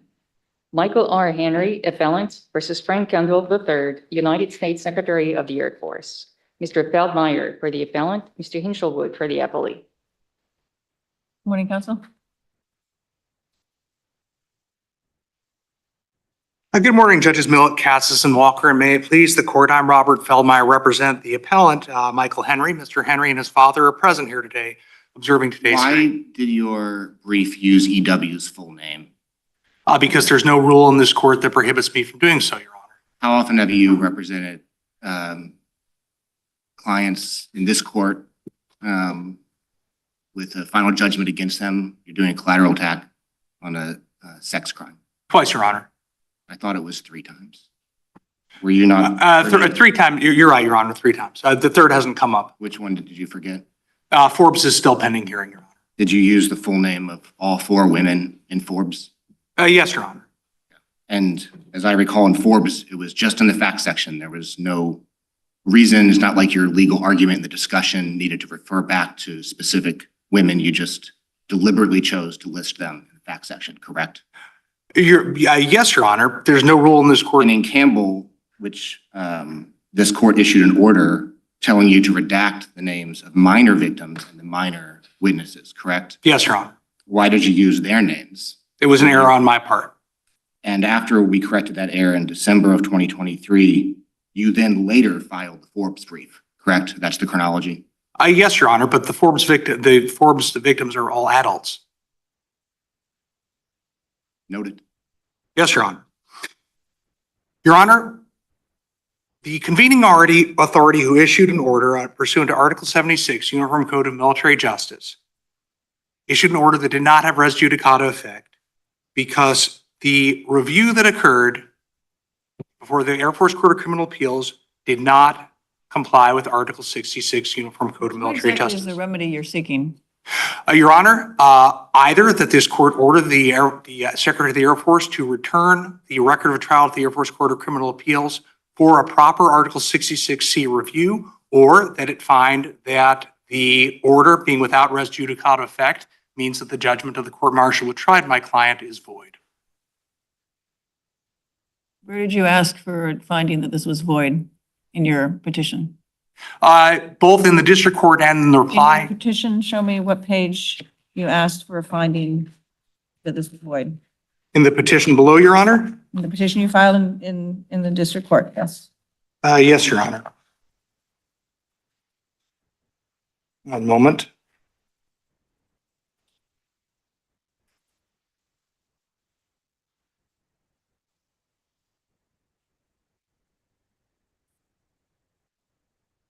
It would be at,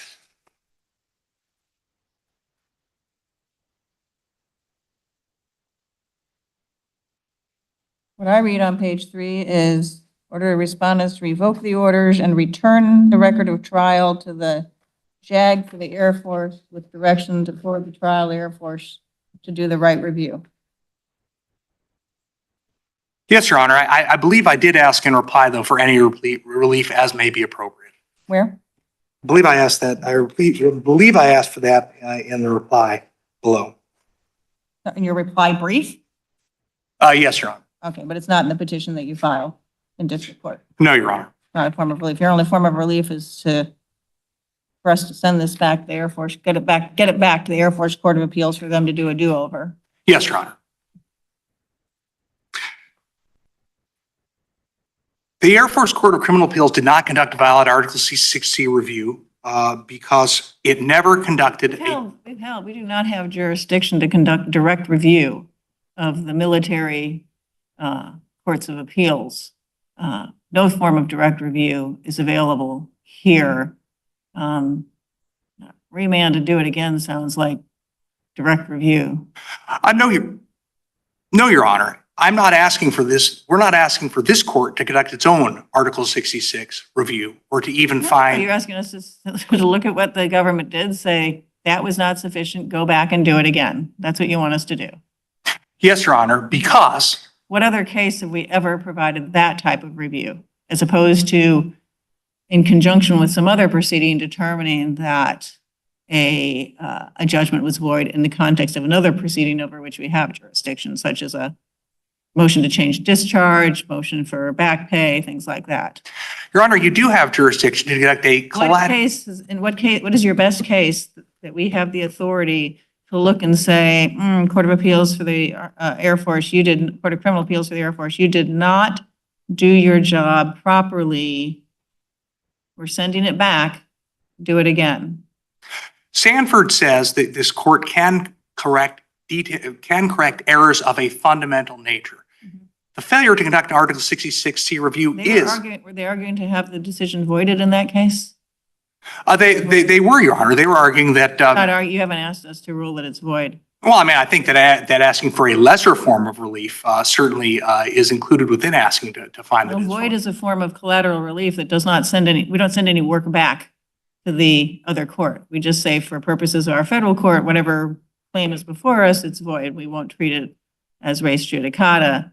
But you have asked for something very different here that I haven't seen in any case, and that is, don't tell us what the final answer is. Send it back to the Court of Appeals to have a do-over under a de novo standard. Your Honor, in the alternative, as I did raise in my reply brief here, You can't raise things for the first time in a reply brief. So. Well, Your Honor, I mean, I've raised the fact that this was void and that the order. That's the relief you sought. It's not the relief I sought. However, Your Honor, given that this court may collaterally review a order issued by if that order was void, then this court may provide relief. We may collaterally review it to find that if someone has asked us to determine it's void, in the words of the Supreme Court, in a case in which we otherwise have jurisdiction. Okay? That's what the Supreme Court has held. That's what our cases have done. You're not asking for that. And so what you're asking us to do is send it back to the Court of Appeals to have a do-over, like we might to an agency sometime. But I don't understand if we can't do that because Supreme Court and our court have been crystal clear, there's no direct review here. And if you're functionally asking for direct review, that's a form of redress we can't provide. Your Honor, if this court should find that it can't provide the redress for which we've asked, this court should remand for correction of the original complaint, simply because this matter All was, right, we're going to remand for you to file a new complaint? this matter was not litigated. It's not, it's a petition. It's not even a complaint. We're going to remand for a new petition? This matter was not litigated below, Your Honor, whether or not the relief sought was the relief that could be provided. So on that basis, Jurisdiction we have to address on our own all the time. That gets raised for the first time all the time. We have to address that. Either we may not have jurisdiction straight up, or you may not, your client may not have standing because we can't provide the redress that your client seeks. We can't send it back for a do-over. That's direct review, which we don't have jurisdiction to do. well, Your Honor, if the error itself is jurisdictional, the error is never waived. We're doing two different types of I'm talking about Article 3 court subject matter jurisdiction at this point. Yes, Your Honor. Yes, Your Honor. But if the error from the military courts Mhm. is jurisdictional, that error is never waived, can never be waived. Right? So it would be, It's a separate question of whether we have jurisdiction, Article 3 jurisdiction or subject matter jurisdiction. you have 1331 subject matter jurisdiction to determine whether or not the, Okay, and then if we can't provide the redress requested, he doesn't have standing, and so we lack jurisdiction. no, Your Honor, because you have subject matter jurisdiction such as recast. Separate from standing.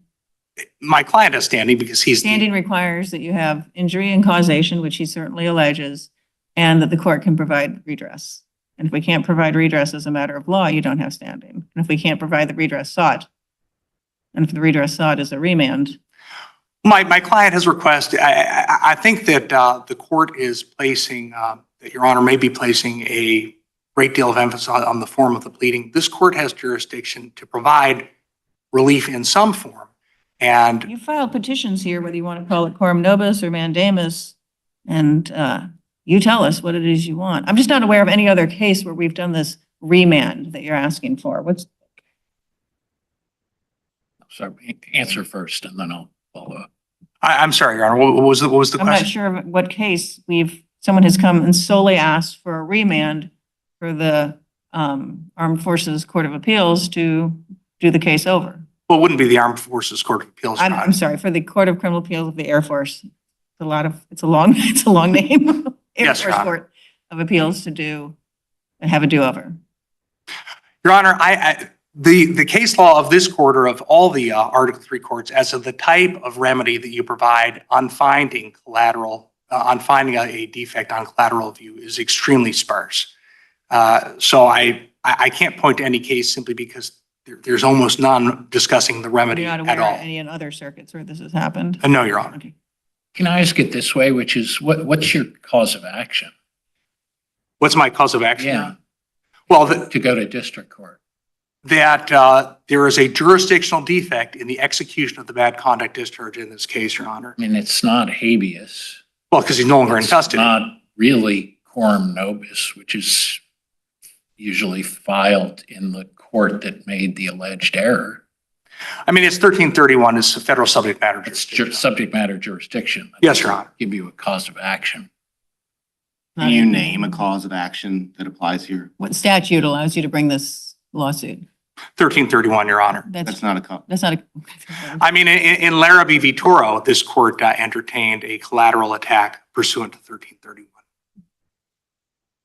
They were not asking for the redress you're asking for. I mean, they were asking that the proceeding where a retiree was court-martialed be found unconstitutional, that the proceeding Judge therefore. be voided. Exactly. And you haven't asked for that. Yes, Your Honor. I see that I'm over time, pending the questions of the court. Suppose you get over this set of hurdles. What? You still need to show that the error you've alleged in the military process deprived either the court or perhaps the discharging authority of jurisdiction.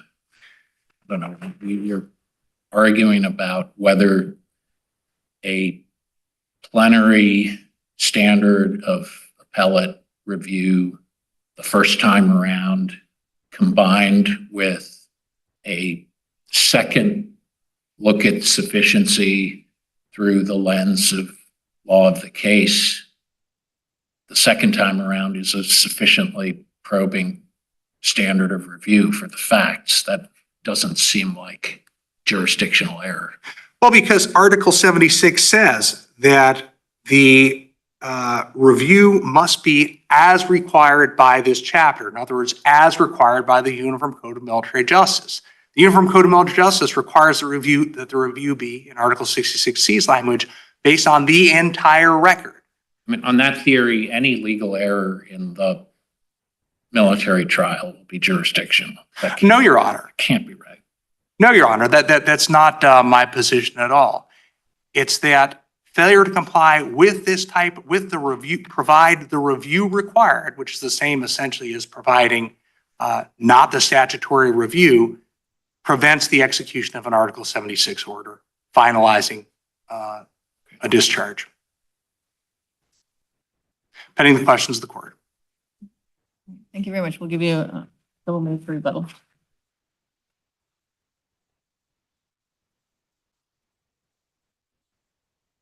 Mr. Hinchelwood? Good morning, Your Honor. May it please the court. Brett Hinchwood for the government. I think the court has already put its finger on one of the most important issues here, which is that a request for direct review of a court-martial conviction is not something a district court has jurisdiction over. Does this point go to subject matter jurisdiction or cause of action? It goes to subject matter jurisdiction, Your Honor. What's that? 1331.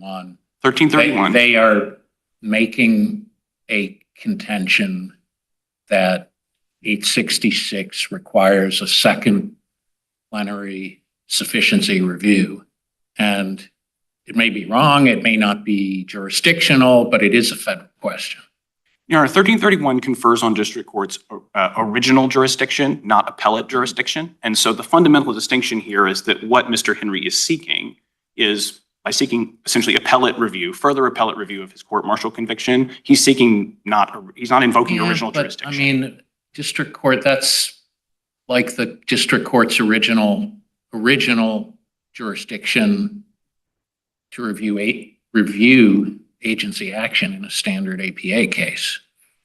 But there you have a new judicial proceeding that's taking place. I mean, the fundamental distinction between appellate and original jurisdiction, right, is that appellate jurisdiction, right, revises and corrects the proceedings in a cause already instituted. An original action in district court to review an agency adjudication through the APA. Right, but it's certainly not reviewing the decision of an entirely separate court system established under a separate constitutional provision. So I don't think there's any basis to compare those two. And in fact, if courts martial are excluded from the APA. More like a state court than like. Exactly, Your Honor. If someone came in and asked you to remand a case to the Virginia Court of Appeals, I think you would say, well, a district court simply doesn't have jurisdiction to engage in that kind of inquiry. And Your Honor, I think. Rooker-Feldman? It's akin to the Rooker-Feldman doctrine, Your Honor. I mean, I think Councilman itself talks about. That's not a jurisdictional doctrine. Yes, it is, Your Honor. Yes. I thought it was an equitable doctrine. No, I mean, Rooker-Feldman is a jurisdictional doctrine. And I think it's a similar concept that Councilman is recognizing in the context of military courts, where it says, look, Article III courts cannot directly review the decisions of courts martial. And that is, they lack jurisdiction to do that. Congress has not conferred that jurisdiction. There, Your Honor, the individual was a service member who was subject to a court martial, an ongoing court martial, and he brought. He wasn't in custody. It hadn't started yet. Correct. So he brought an injunctive suit against a federal officer to block his court martial from going forward. And 1331 does confer equity jurisdiction on the district courts to entertain suits that a federal officer is. What's the cause of action? Well, it was a bill in equity to an injunctive suit against a federal officer to block, unconstitutional action. Ex parte Young. Exactly, Your Honor. Yes. Is this an ex parte Young action to block? Not unconstitutional. Maybe they say it is. Haven't so far. No, Your Honor. And I mean, as permissible action. No, Your Honor. And as we've discussed, I mean, the specific request for relief in the petition here is for a remand to the Air Force Court of Criminal Appeals. I mean, it's exactly the kind of direct review courts can't, federal district courts are not empowered to engage in with respect to courts martial. And more generally, Your Honor, I mean, I think, to be clear, I think that is sufficient to resolve this particular case. I would say, more generally, and, this is an issue that I think has been recurring in some other cases, and this is a matter that, what Councilman makes clear is that there is not some freestanding sort of jurisdiction to entertain like suits asking to review a court-martial judgment or just say that it's void.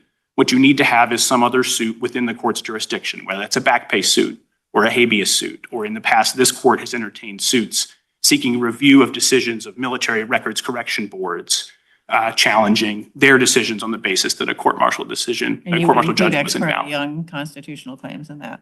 I think certainly Councilman recognizes that in some circumstances, 1331 can confer jurisdiction over those types of suits. Well, I was just trying, because Councilman says a suit otherwise within our jurisdiction. And the only Right. thing was a constitutional claim there, but I just wasn't clear. But you're talking now about not within jurisdiction, but that it has to come as, the review for voidness or not has to come as part of a separate cause of action. Well, That's what, It has I to come understand the as, rationale of that, but I don't see what the separate cause of action is unless we're buying the ex parte young yeah, I mean, approach in Councilman. I'm certainly not disputing that Councilman says 1331 confers jurisdiction over the suit against the officer in that case, and I absolutely agree with that. My point is that what Councilman talks Jurisdiction about, Because there's a cause of action? Is that the I argument? mean, those are separate questions, but I mean, there it recognizes that 1331 confers, jurisdiction over, suits in law and equity. Obviously now the language has changed, but it's not substantively different, right? So the equity jurisdiction of the courts, which included these sorts of injunctive suits, I don't think the phrase cause of action quite fits the equity context as well. But the point is 1331 certainly confers the equity jurisdiction that courts have always exercised. And so to the extent you're seeking that type of relief, there are abstention principles, obviously, as Councilman makes clear, but there's jurisdiction. But the other suits that Councilman recognizes as the types of claims in which you can obtain collateral review. Because remember, collateral review has to seek some kind of collateral relief. You can't be seeking to act on the judgment.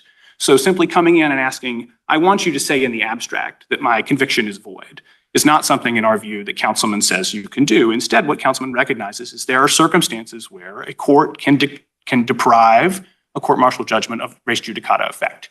Back pay suits are the classic example. Habeas petitions are the classic example. And I mentioned these sorts of review of administrative decisions as another place where this court has recognized that that kind of review can take place.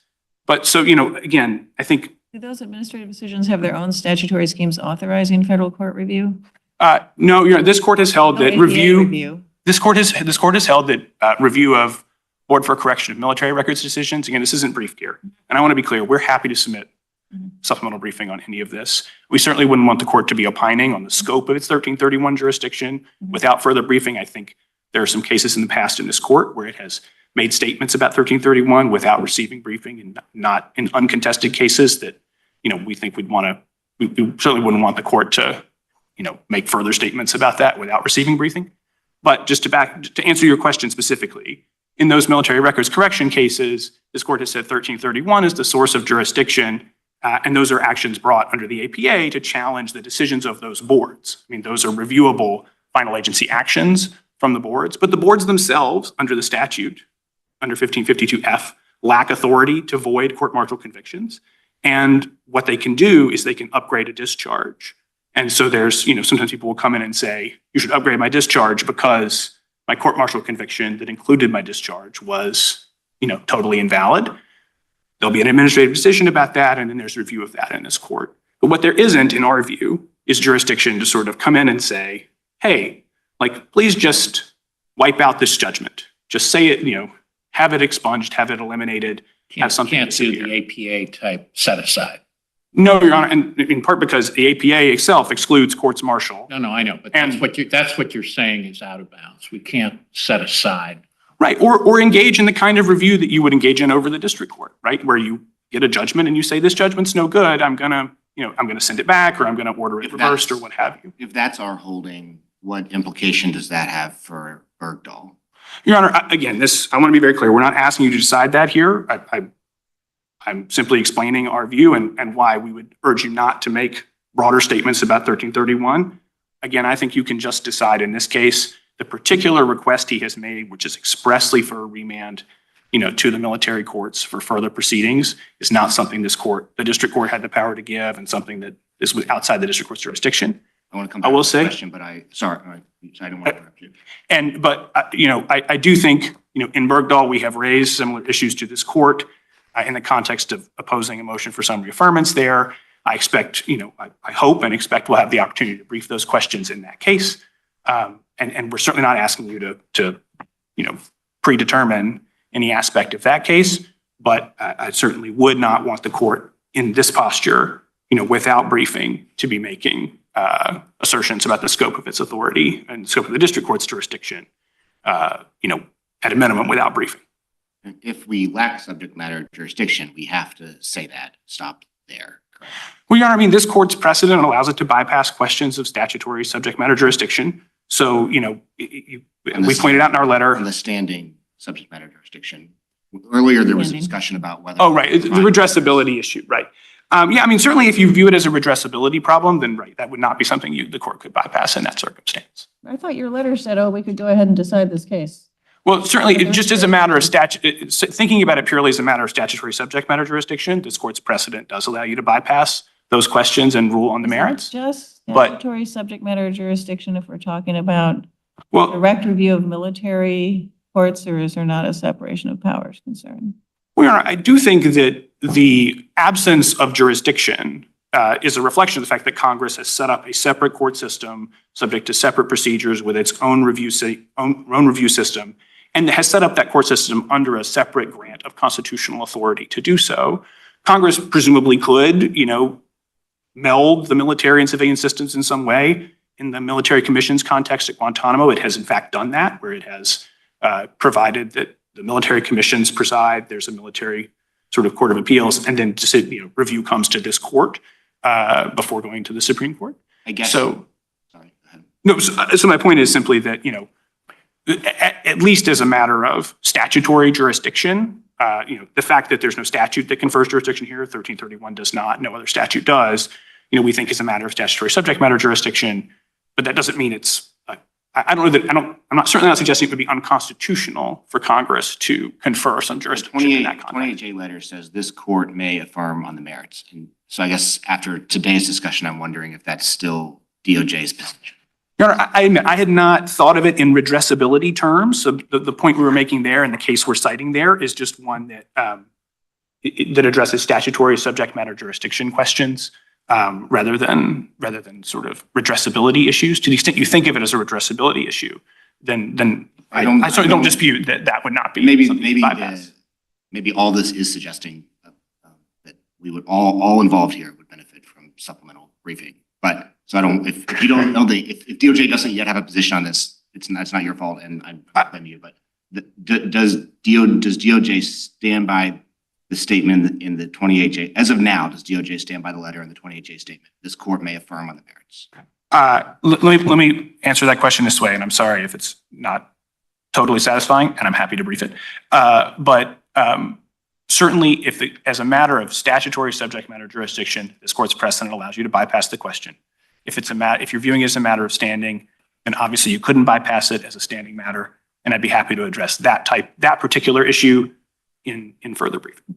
And again, Your Honor, just to be clear, if you simply are going, if you're going to stick solely to the point that this type of relief, there's no jurisdiction to entertain this type of suit seeking this type of relief, that you could decide, I think, as an alternative jurisdictional ground without getting to the standing issue. You could simply say a suit that seeks direct review of a court-martial conviction and remand to the military courts is not one within the district court's jurisdiction. Those are alternative bases to deny. Jurisdiction, and is that waivable? Can we raise that sui sponte? Because it sure wasn't in.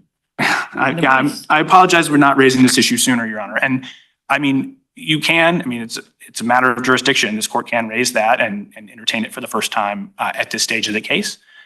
So yes, you absolutely, can reach that question now. If it's statutory subject matter jurisdiction, we must raise it. Right? Your Honor, this court's precedents have said, including as recently as a few months ago in a case called Abdul Latif, that it can bypass questions of statutory subject matter jurisdiction. I know that you have written things suggesting you disagree with that. There are a lot of cases premise. Going both ways on that point. So yeah. suppose I'm not persuaded with that point. Then, Is the only option at that point to order a briefing? Well, no, I think you could look, I certainly don't want to discourage the court from ordering further briefing. I'm perfectly happy to Your do only that. theory for avoiding the Steel Co. problem is that A, this is a question of statutory jurisdiction rather than Article 3 redressability, and B, we can skip over statutory jurisdiction questions for Steel Co. purposes.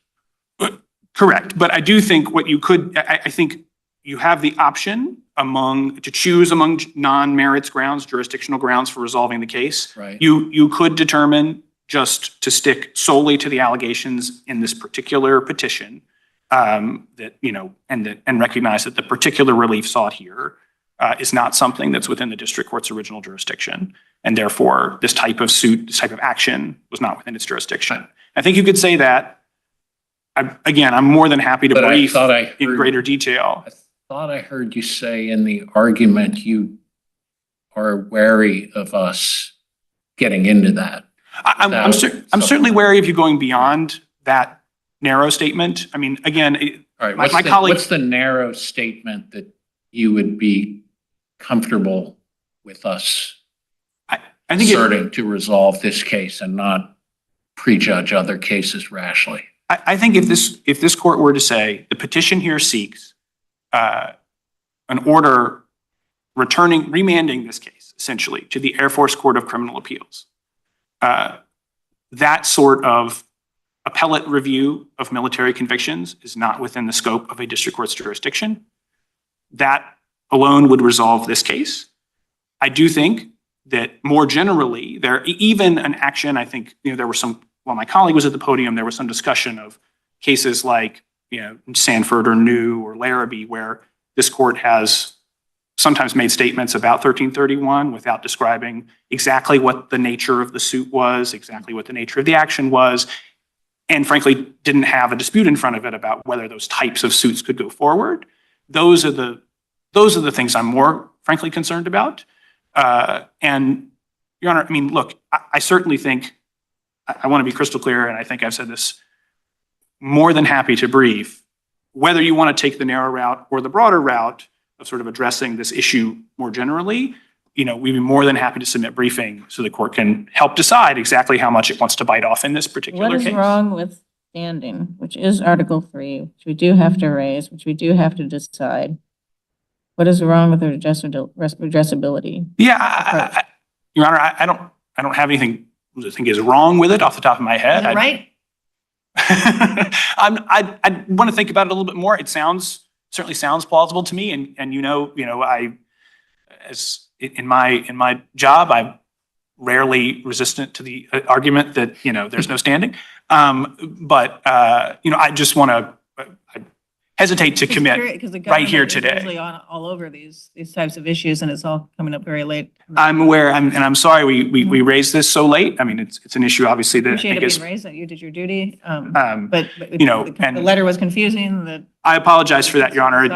We- Discussion of standing. We tried to stick to the 350 words, even though we weren't entirely sure whether that was quite what we were supposed to do. But I'm happy, you know, to the extent this court wants supplemental briefing on any or all these questions, be more than happy to provide it. And it sounds like, you know, there'd be some value to the court if we were to provide that.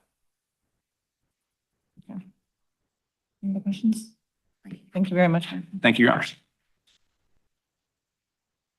Okay, Mr. Feldmeyer, we'll give you 2 minutes.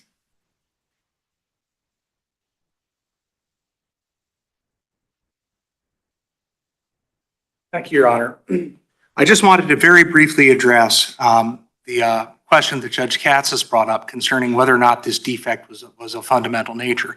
In Sanford, this court held that the fact that Article 66 review exists in the plenary de novo awesome form that Congress intended is that review is what permits procedures that otherwise would not be permissible under the Due Process Clause to exist. It's part of the balance, the due process balance that Congress struck in enacting the Uniform Code of Military Justice.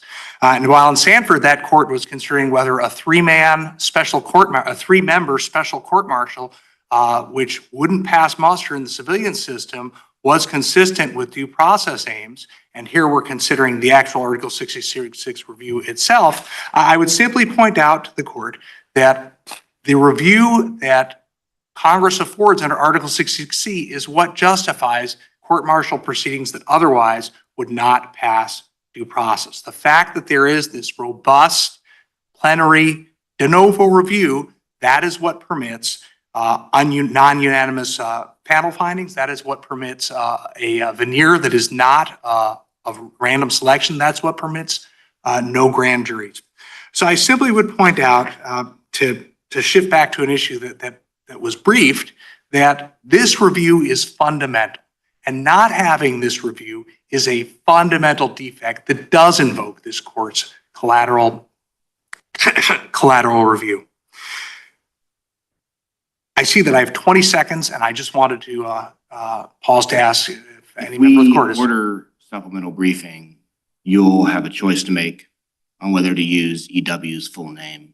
What would be benefited by using her full name? Your Honor, as this court has expressed a desire that I not do it, I won't.